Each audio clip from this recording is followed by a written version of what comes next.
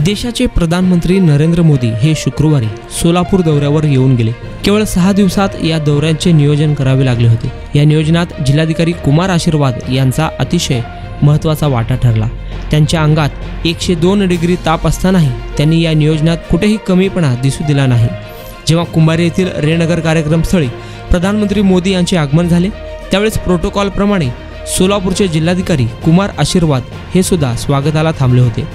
नरेंद्र मोदी हे जिल्हाधिकारी आशीर्वाद यांच्याजवळ आले तेव्हा आशीर्वाद यांनी त्यांना प्रणाम केला।